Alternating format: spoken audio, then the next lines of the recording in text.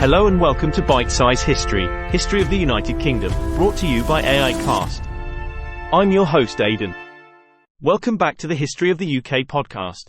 In our last episode, we explored the origins of the Iron Age in the UK, delving into the factors that led to the decline of the Bronze Age and the rise of iron as the primary metal for tools and weapons.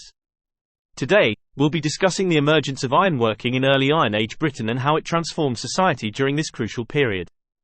The shift from bronze to iron marked a significant turning point in the history of Britain, with iron's abundance and durability giving it a distinct advantage over the previously dominant metal.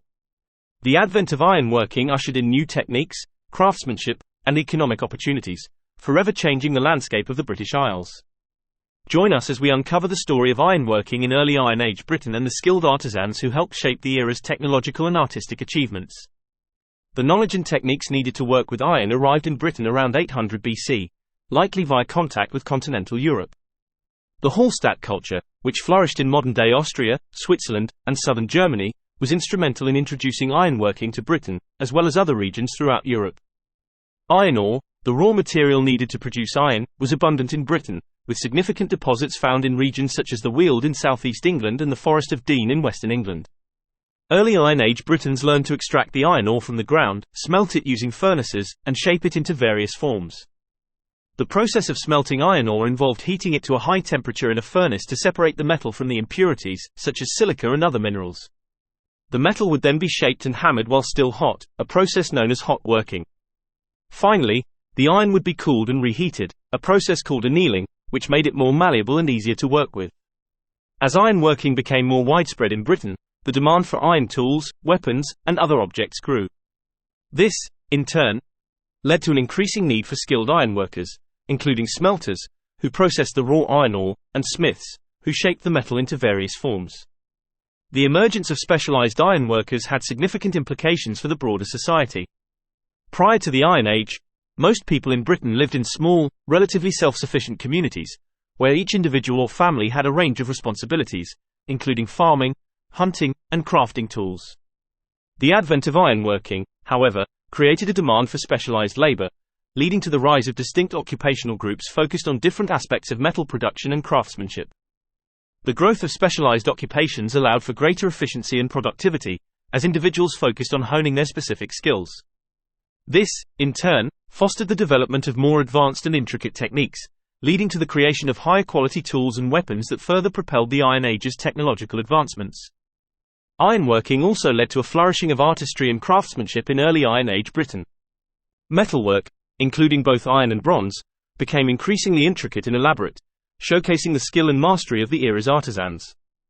One of the most distinctive aspects of Iron Age metalwork was the use of iron for both practical and decorative purposes. Iron tools and weapons, such as axes, knives, and spearheads, often featured ornate, stylized designs that reflected the artistry of their creators. Likewise, iron was used in the creation of jewelry, such as brooches and torques, which were crafted with precision and skill. The artistic expression of the early Iron Age was not limited to metalwork. Pottery, too, displayed a level of sophistication and craftsmanship that set it apart from earlier periods. Distinctive styles, such as the use of linear, geometric patterns, emerged in various regions, reflecting the creativity and innovation of the era's potters. In addition to pottery and metalwork, the construction of large-scale earthworks and monuments showcased the talents of early Iron Age Britons. These projects, such as the Uffington White Horse, a monumental hill figure in Oxfordshire, demonstrated the ability of Iron Age leaders to mobilize and coordinate large groups of people, as well as their mastery of engineering and construction techniques.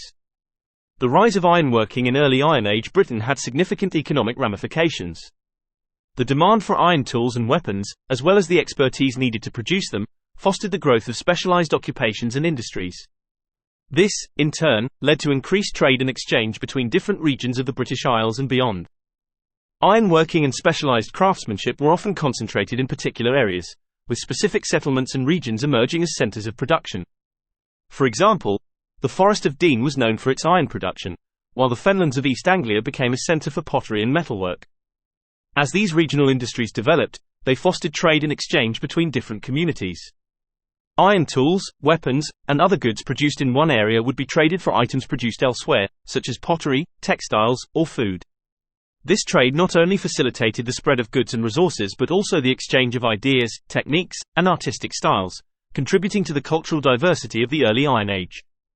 The growth of trade networks also encouraged the development of transportation infrastructure, such as roads and river routes, which further connected different regions and facilitated economic activity.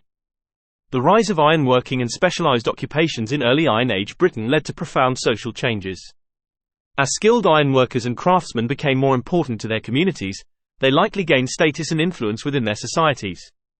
The production of high-quality tools, weapons, and other goods would have been critical to a community's success, whether in agriculture, warfare, or trade, and those with the skills to produce these items would have been highly valued. Additionally, the growing complexity of Iron Age societies and their increasing reliance on trade and specialization led to greater social stratification. Those who controlled access to resources, such as iron ore deposits or valuable trade goods, would have wielded significant power and influence. The construction of monumental earthworks and elaborate burials, often containing a wealth of grave goods, attests to the emergence of powerful and influential leaders within early Iron Age society. As we have seen, the emergence of ironworking in early Iron Age Britain had far-reaching consequences. It spurred the development of new techniques, craftsmanship, and industries, which in turn shaped the economic, social, and cultural landscape of the era. The Iron Age was a time of transformation and innovation, and the skilled artisans who mastered the art of working with iron played a crucial role in driving these changes. In our next episode, we'll delve deeper into the development of early Iron Age society and economy, exploring how the innovations and achievements of this period laid the groundwork for the Middle and Late Iron Age. Join us as we continue our journey through the fascinating history of Iron Age Britain. Thank you for listening. If you liked the show, don't forget to subscribe. I'll see you next time on Bite Size History.